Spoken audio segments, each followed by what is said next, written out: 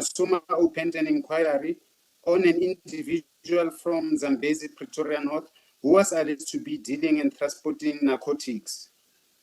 Inquiry file is opened within the unit to do preliminary investigation and gather evidence. And once the file is court ready, the inquiry is converted into a docket. Copy of front cover of file attached as per 1. On 9 July 2021, at around 7 a.m., Sergeant Masuma notified me that he had received a tip-off the previous night about 23 bags of drugs en route from KwaZulu-Natal. The said tip-off was in relation to inquiry 6 of 8, 2020. I asked Sergeant Masuma to obtain more details regarding this tip-off, such as the truck details, number of people on the truck before we could act on the tip-off. Witness I, just so that we can understand, when you say the said tip-off was in relation to the inquiry, what do you mean by Yes. that? What about because when he showed me the message, he said the message is in relation to the inquiry he's having, inquiry 6 of 8, 2020. Was it because it was coming from a source that was involved in that inquiry, or how did you relate it to the inquiry? Yeah, it's from a source which is in KZN in relation to this inquiry. Thank you, Witness I. You can continue. Okay. On 9 July 2021, while still on official duty at my office in Pretoria, I received a telephone call from Sergeant Pakola of K9 unit. He contacted me with this number. He advised that he was called to address a scene regarding a truck suspected of transporting 23 bags of drugs in the Johannesburg area. Sergeant Pakola further indicated that the truck in question was also from Durban. I asked Sergeant Pakola to bring a narcotics dog to the scene and that he sends me the location of the scene. The information about the 23 bags of suspected drugs coincided with the information Sergeant Masuma had informed me of the same morning regarding the tip-off relating to Pretoria Inquiry 6 of 8, 2020 about drugs originating from Durban. I then called Sergeant Masuma to accompany me to the scene. According to our investigation, the drugs were associated with an individual who lives in Zambezi. The source who gave info of the 23 bags from Durban alleged the bags to be linked or connected with the subject addressed on the inquiry. Before leaving to the scene, I never reported to anyone. As a senior officer, I was scared or had a fear of information being compromised or had a fear of information being compromised at a higher level. If the info was positive and related to our inquiry, the plan was to report after arrest to protect the info. I immediately went to Johannesburg with Sergeant Masuma from my office. Upon arriving at the location provided to me, we observed many officers, including DPCI, Organized Crime, Jimmy Stan, and Johannesburg members.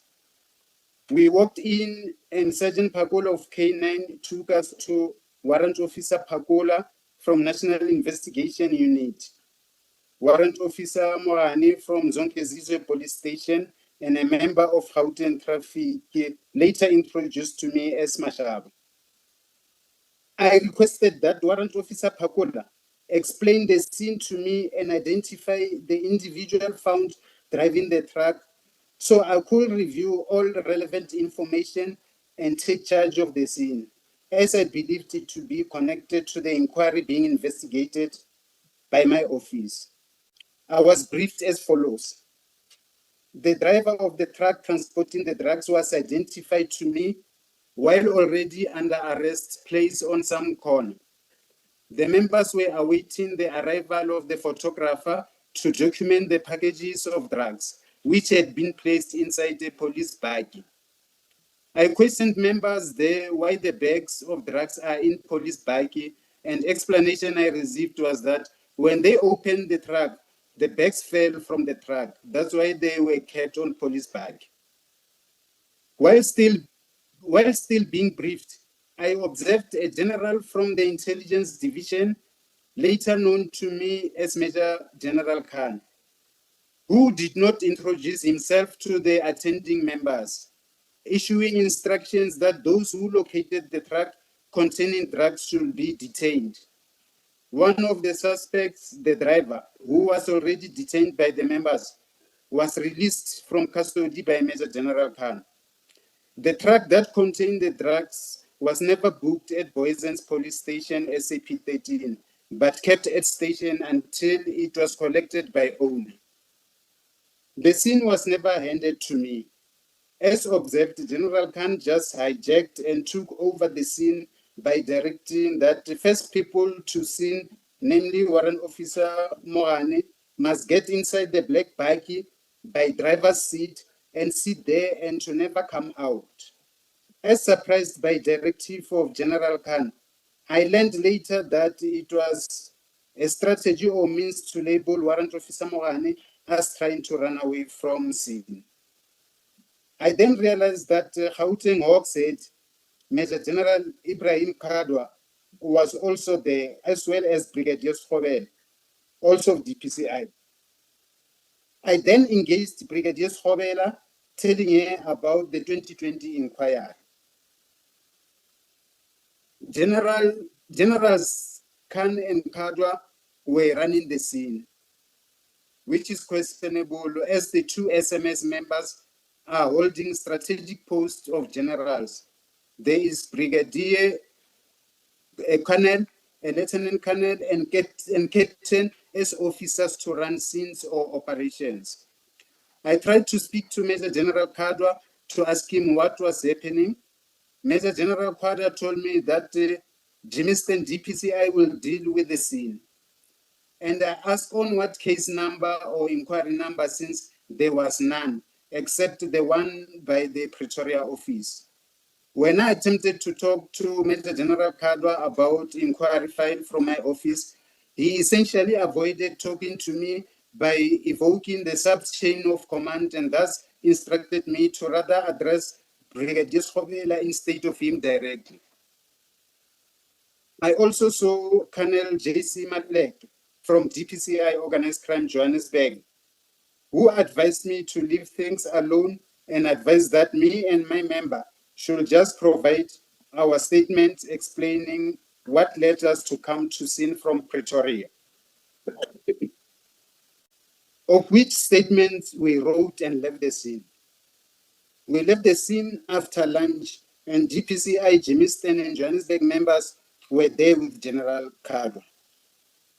While still wandering there, Warrant Officer Pakula, Warrant Officer Mohane, Chief Mashaba of Traffic, and one black male unknown to me were placed under arrest as per instruction or directive of General Khan. While that was happening, Colonel J.C. Maluleke came to me and asked me and Sergeant Mosuma to make and write statements explaining how it happened that we come to scene, which we did. Colonel J.C. Maluleke said, if we don't make such statements, the generals will arrest us. They are in charge of scene. As weeks passed, I heard from Sergeant Pagula of K9 the drugs of the said scene were not sent to Forensic Science Laboratory but to Pretoria West Training College and kept there for more than a week before being sent to the FSL. I also learned that it was no longer same quantity collected from scene. Instead, the block of bricks was less by over 100 in number. As an experienced investigator, my observations of the scene indicated potential abuse of power and rank, the reason for which remain unclear. I advise all members, Morane, Pakole, and Mashaba, who were placed under arrest, to consider lodging a case of defeating the ends of justice against General Khan and General Kadu. I was concerned that these actions appeared to be an effort to protect both the driver of the truck found with drugs and to obscure the origin of the vehicle and its contents. The fact that General Khan took the driver off track where he was contained and moved him away from the scene so he can disappear. This was clear manipulation of members and the misuse of authority to pursue undisclosed or improper objectives is unacceptable and must be addressed within the framework of the law.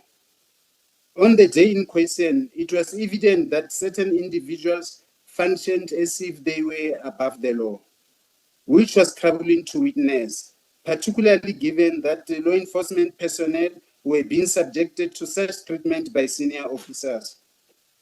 At the scene, I immediately called Office of the National Head, Lieutenant General Libya, for me to come and have a meeting with him on what transpired.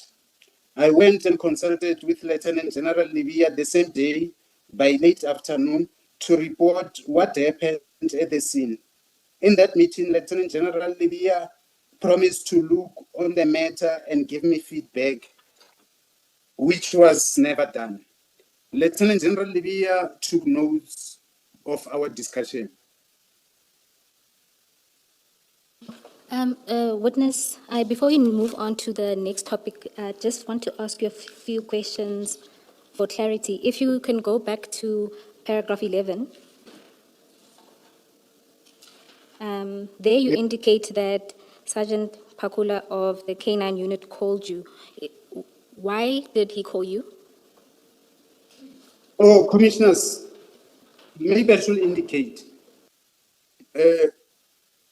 I have contacts with several units of SAPS, like K9, Flying Squad, National Intervention Unit, several units of SAPS.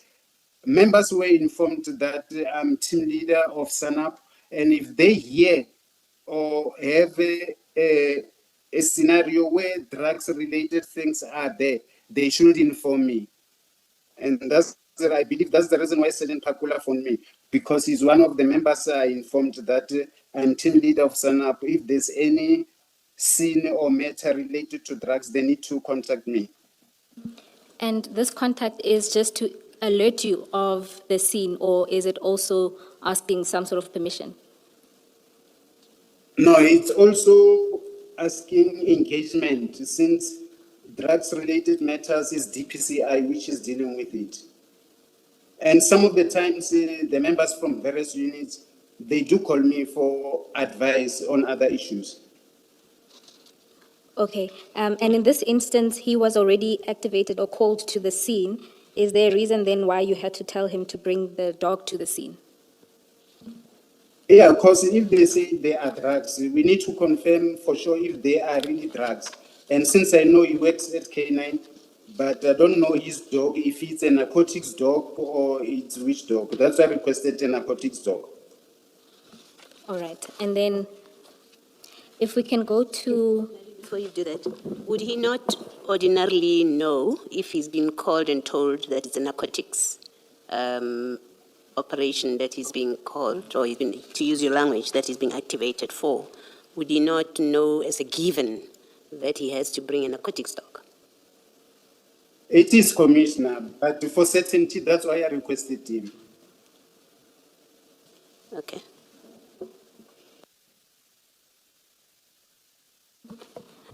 Now, if we can go to paragraph 12 of your statement. Yes, Commissioner? Just to get a better sense, you indicated earlier in your statement that broadly an inquiry is used as a preliminary stage in investigations. When an officer opens an inquiry, what steps do you take? Come again? I Generally, didn't get that. Generally, you've explained in your statement what the purpose of an inquiry is. My question to you is generally, what steps do you take when opening an inquiry? No, the inquiry is opened on the CAS system, and a file is opened with the alleged criminality being indicated, either as a statement or as info note. And it's given to a member to run and start conducting preliminary investigations on the inquiry. to get evidential material. And is this process monitored by your commanders? Yes.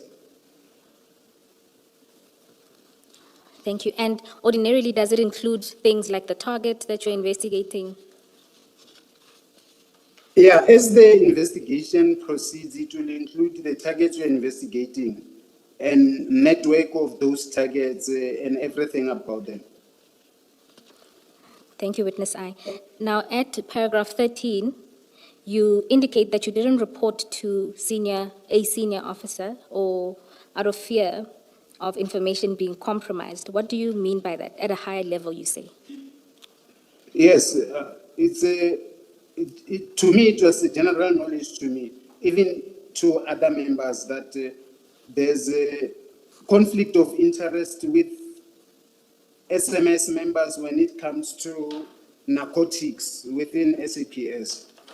And if information is made out or knowledgeable, it happens that the mission, it won't be accomplished as the target will be tipped off or it will come to their knowledge. When you say conflict of interest with senior members, what do you mean by conflict of interest? Not conflict per se, or maybe let me just put it as the matter or the case could be compromised. Okay, it could be compromised. Are you simply saying that some of your senior managers may be working with people who have interest in drugs? Is that what you're saying? Yes. And then you say this is common knowledge. Yeah, even though members won't publicly speak about it, but within corridors and on the street, they speak of it, off record. All right, thank you. And then, Sorry, can I just ask about paragraph 13? If you had to report, if you had to inform someone to where you are going, who would it have been if you were doing things openly without keeping this information to yourself for the reason that you're stating? Who would you be reporting it to? To the unit commander, Commissioner. And the unit commander being who at the time? Who was the unit commander? It was Colonel Bob. Bok. So he was your immediate superior? Yes. Okay.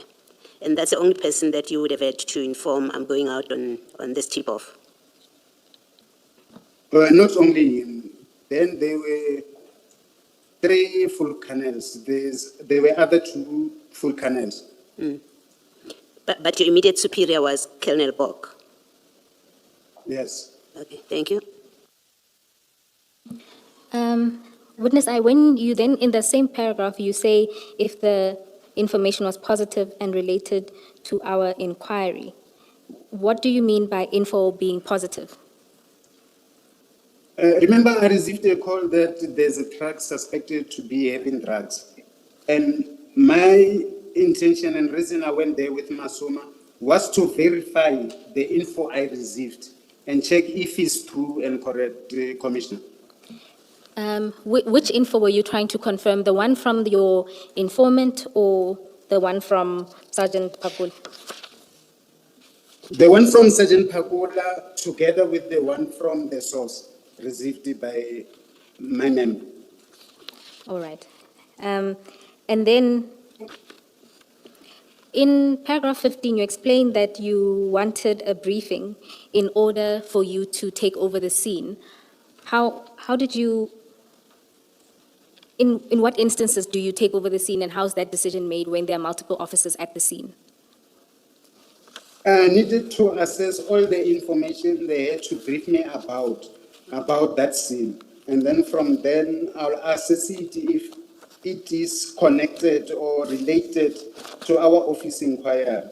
And if it is, it's common knowledge that we should be taking over the scene, as it will have been related to what we have been investigating. All right, thank you, Witness I. And then just in paragraph 16, where you talk about Major General Khan issuing instructions, to whom was he issuing instructions? When I first saw him, he was near DPCI, Jimiston, and Joburg members. And he was approaching where I was standing by the buggy being briefed by Warrant Officer Pagul.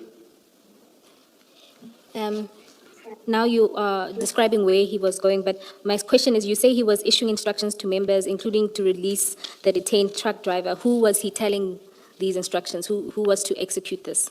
Oh, the instruction I heard him saying was that Warrant Officer Mogani must get inside the driver's seat of the black buggy and that he must never come out. And he moved, I believe Chief Mashaba was somewhere near his vehicle, or he was not where I was being briefed. I don't know what did he say to him because it was far of a distance. And he came back to the scene where the buggy was, and I believe he went to, at the back of the buggy, I think he was speaking with the people from who were receiving the goods from the buggy. All right, so he was issuing instructions to the DPCI members, you say, and then also issued instructions to the officers that were on the scene, the first three. Yes, yes. All right, thank you. And then at paragraph 19, you say that Generals Khan and Kadwa were running the scene. You've explained in detail what General Khan was doing, but you don't say what General Kadwa was doing when you say he was running the scene. General Kadwa, when he came to the scene, he stood also near the Johannesburg Jimiston members where they were, and I saw General Khan with him. I think he stood with him for a long time, which I suspect maybe he was briefing him. And after briefing him, General Kadwa spoke with some of the members from Jimiston office. That's what I'm saying. Both they were they were running the scene. Okay, so General Kadwa's role was that he got a briefing from General Khan and then spoke to his members. Yes. All right. And then at paragraph 22, you say that you learned that after the drugs were stored at Pretoria West College, you say you learned that the number was no longer the same. You learned that from who? From Pakola of K9. And did you know what the initial number was and what the number that was submitted is? No, I didn't. But from evidence led is when now I learn of the numbers. I'm asking, at the time when you say Sergeant Pakula told you about the change in the quantity, and you say it was no longer the same quantity collected at the scene, instead the block of bricks was less by over 100 in number. Yes. So did you know what the number was before? No, I didn't know the exact number. Which one was it? All right, so you just took Sergeant Pakula's, what he was telling you about what happened with the drugs. Yes. All right, thank you. And then at paragraph 24, you say that General Khan took the driver of the truck where he was contained and moved him away from the scene so he can disappear. What do you mean that he can disappear? That's the suspicion I had. Okay. Because the driver was detained, but General Khan took him out of the scene. Okay. That's when I suspect he wanted him to disappear from the scene. All right. And when you say there that on the day in question it was evident that certain individuals functioned as if they were above the law, when you say certain individuals, who do you mean? I mean General Khan. And you say it in the plural. Who else do you mean? Both General Khan and Khan. Okay.